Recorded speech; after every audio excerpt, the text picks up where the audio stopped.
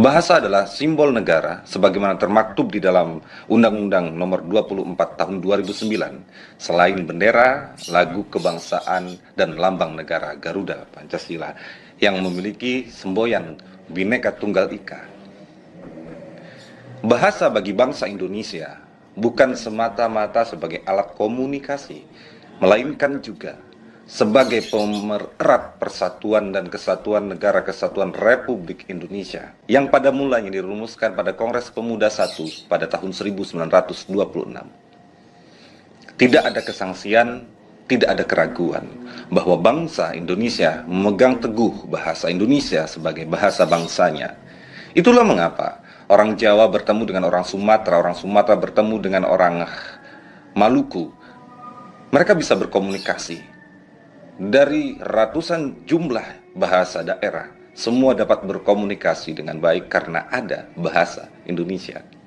Benar sekali. Maka menafikan bahasa Indonesia dalam kehidupan sehari-hari sekaligus menganggap perkembangan bahasa Indonesia bukan tugas kita secara bersama-sama adalah suatu kesalahan karena berarti jika kita menafikan tugas untuk menjaga, mengembangkan, memutakhirkan bahasa Indonesia, berarti kita juga mengabaikan, menafikan persoalan kebangsaan kita. Bahasa adalah produk sekaligus mesin penggerak kebudayaan. Bahasa hidup berkembang di masyarakatnya. Masyarakat hidup dan mengembangkan bahasanya. Tidak heran kemudian negara Republik Indonesia melalui Badan Bahasa Nasional mencanangkan Trigatra Bangun Bahasa, yakni mengutamakan bahasa Indonesia, melestarikan bahasa daerah, dan menguasai bahasa asing. Trigatra Bangun Bahasa adalah satu sistem, satu konsep yang dicanangkan dengan sangat baik. Apa yang dimaksud dengan mengutamakan bahasa Indonesia? Yakni menjadikan bahasa Indonesia sebagai bahasa utama dalam ruang-ruang publik. Oleh sebab itu, segala apa yang berkaitan dengan ruang publik, informasi publik, dan sebagainya harus menggunakan bahasa Indonesia, termasuk sidang-sidang di dalam Dewan Perwakilan Rakyat, baik daerah, kota, kabupaten, provinsi, ataupun di RI.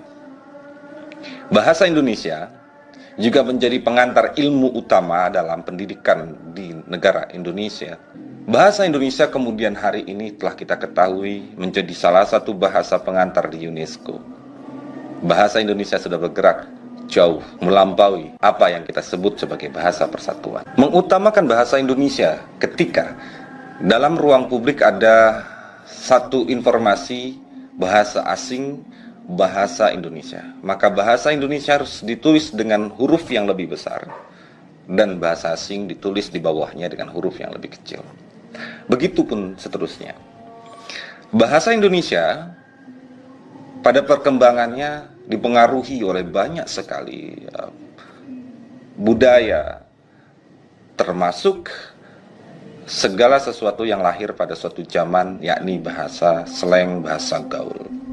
Bahasa gaul secara umum bukanlah satu ancaman bagi bahasa Indonesia.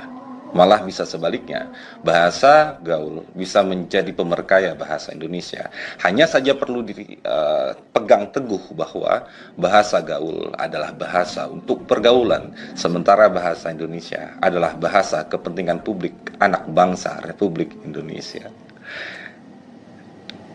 Melestarikan bahasa daerah berarti menggunakan, menguatkan, dan mengembangkan bahasa daerah agar tetap lestari. Oleh sebab itu, Indonesia mencanangkan program revitalisasi bahasa daerah, menjadikan bahasa daerah vital kembali di tengah para penuturnya. Jawa di tengah penutur Jawa, Sunda di tengah penutur Sunda, Melayu di tengah penutur Melayu, dan seterusnya, dan seterusnya, dan seterusnya. Revitalisasi bahasa daerah ini penting karena semakin banyak bahasa daerah yang musnah karena sudah tidak ada lagi penggunanya. Artinya pewarisan bahasa daerah perlu menjadi perhatian kita bersama agar bahasa daerah kita tidak lenyap. Karena bagaimanapun bahasa daerah adalah konstruksi historikal dari seorang manusia, konstruksi identitas dari suatu kelompok, konstruksi gaya dan cara berpikir. Keberadaan bahasa daerah, eksistensinya menjadi penting sebagai warisan, tidak hanya sebagai warisan bahasa, melainkan warisan budaya, warisan pemikiran, warisan perasaan. Bahasa asing kemudian sebagaimana yang dikatakan oleh Muhammad Tabrani pada 1926 pada Kongres 1, kita harus menguasai bahasa Belanda yang dalam konteks kekinian berarti bahasa asing, agar dapat membuka guci ilmu pengetahuan. Menolak bahasa asing bukan pilihan yang tepat. Menolak bahasa asing di tengah kebutuhan zaman yang serba terbuka bahkan nyaris tidak berbatas ini adalah satu pilihan yang tidak menempati kehendak zaman. Teman-teman, bahasa adalah sesuatu yang membingkai kehidupan kita menjadi dapat dimengerti. Gelas dapat dimengerti sebagai gelas karena gelas itu memiliki kata yang bernama gelas. Tanpa kata gelas, kita tak dapat menerjemahkan, mendeskripsikan, mentransformasikan apa itu gelas, dan seterusnya, dan seterusnya. Bahasa adalah kepribadian.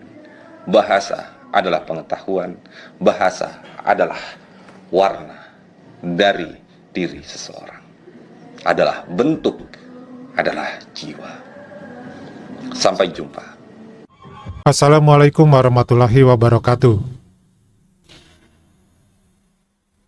Pada dasarnya Pak D setuju dengan pendapat yang diuraikan oleh Muhammad Rois, seorang sastrawan muda yang rajin membuat puisi, karya tulis, dan buku. Tentu ini adalah penerus generasi muda di bidang sastra di Indonesia. Suatu kebanggaan bisa mengenal atau mengetahui sosok pemuda yang begitu mencintai akan sastra, seni dan budaya, dan terutama adalah tentang bahasa. Khususnya adalah bahasa Indonesia dan bahasa daerah. Dari beliau kita bisa mengambil satu manfaat, suatu faidah, di mana bahasa Indonesia adalah satu hal yang merupakan suatu yang penting bagi bangsa ini. Karena bahasa Indonesia itu adalah bahasa persatuan. Kemudian bahasa Indonesia adalah alat komunikasi seluruh penduduk Indonesia di Nusantara ini. Tanpa bahasa Indonesia, suku-suku yang ada di Indonesia ini akan sulit untuk berkomunikasi satu dengan yang lainnya, sehingga tidak menciptakan suatu persatuan, tidak menciptakan suatu komunikasi yang harmonis, yang bisa saling mengerti makna dan maksudnya. Di sisi lain, ada bahasa daerah. Bahasa daerah menurut Muhammad Rois ini pun adalah satu hal yang sangat penting. Kenapa? Karena bahasa daerah itu adalah ciri suatu wilayah, ciri suatu peradaban. Kemudian juga merupakan identitas diri dari suatu peradaban atau suatu bangsa atau suku bangsa. Di mana bahasa daerah ini harus juga kita kuasai, harus kita lestarikan. Jangan sampai bahasa daerah di Indonesia yang begitu banyak, ini semuanya lambat laun adalah hilang dan musnah. Nah, untuk itu, kehadiran dari pemerintah, kehadiran dari masyarakat, kehadiran dari para pemegang pangku jabatan di masing-masing suku di Indonesia, ini sangat penting untuk menyadari bahwa bahasa daerah harus dikuasai. Bagaimana penyebaran untuk bahasa Indonesia sendiri? Bahasa Indonesia bisa dipertahankan karena pertama, sudah jelas kita bahasanya tercatat di UNESCO sebagai bahasa penterjemah di sidang umum di UNESCO. Yang kedua adalah bahasa resmi. Yang dimaksud bahasa resmi di sini adalah bahasa yang digunakan dalam struktur pemerintahan di Indonesia, baik itu dalam rapat-rapat, ya, baik itu dalam komunikasi antara suatu instansi dengan instansi yang lain, ataupun bentuk tertulis, seperti bentuk-bentuk semacam surat menyurat, kemudian masalah administrasi yang lainnya juga.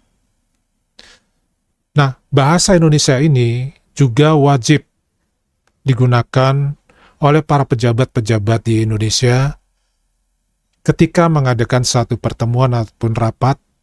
Mereka wajib menggunakan bahasa Indonesia dimanapun berada, sampai dengan kelurahan, sampai dengan RT, RW. Nah, inilah bahasa Indonesia. Kenapa bahasa Indonesia ini bisa berkembang dengan begitu pesat? Karena kita sendiri bangga untuk bisa menggunakannya sehari-hari. Namun ada satu lagi, yaitu bahasa gaul, yaitu bahasa Indonesia gaul. Ini bukan suatu hal yang merugikan bagi kita bangsa Indonesia, karena bahasa gaul ini juga penting sebagai bahasa keseharian yang digunakan oleh beberapa kelompok orang yang mengenal bahasa tersebut, dan bahasa tersebut ternyata bisa digunakan dalam kehidupan kita sehari-hari. Sehingga dalam penggunaan bahasa Indonesia dalam kehidupan sehari-hari tidak terlalu kaku, malah mengasihkan. Kemudian untuk bahasa asing, kita tidak bisa membuang bahasa asing. Misalkan bahasa Inggris, bahasa Korea, bahasa Jepang, mungkin bahasa Cina, bahasa Rusia, dan bahasa Arab, dan lain-lainnya. Kenapa demikian? Di zaman globalisasi seperti ini, di zaman komunikasi yang serba terbuka seperti ini, maka bahasa asing, mau tidak mau, itu pun akan datang ke Indonesia. Untuk apa kita harus bisa bahasa asing? Ya, kita tentukan sesuai dengan maksud dan tujuan kita. Sebagai ilmu pengetahuan, atau sebagai alat komunikasi, ya, atau yang lain-lainnya. Nah, ini pun tidak semua orang harus menguasai bahasa asing, karena ini disesuaikan dengan kepentingan individu masing-masing. Tetapi yang terbanyak untuk saat ini yaitu bahasa Inggris, karena kebanyakan ilmu pengetahuan yang ada sekarang ini itu adalah ditulis dalam bahasa Inggris. Tetapi tidak menutup kemungkinan untuk bahasa-bahasa yang lain, terutama untuk Muslim di Indonesia yang merupakan Muslim terbanyak di dunia, harus juga bisa menguasai bahasa Arab. Karena ilmu pengetahuan tentang dunia dan tentang ketuhanan kebanyakan adalah dalam bahasa Arab. Nah, itu pilihannya ada di individu masing-masing. Nah, dari 3 bahasa di Indonesia ini, 3-tiganya penting semua. Tetapi yang utama adalah bahasa Indonesia. Kemudian bahasa daerah, dan terakhir adalah bahasa asing. Yuk, kita bareng-bareng untuk bisa mengembangkan dan melestarikan bahasa Indonesia, bahasa daerah, dan juga menguasai bahasa asing. Nah, daripada itu saja. Sampai ketemu lagi di video berikutnya. Wassalamualaikum warahmatullahi wabarakatuh.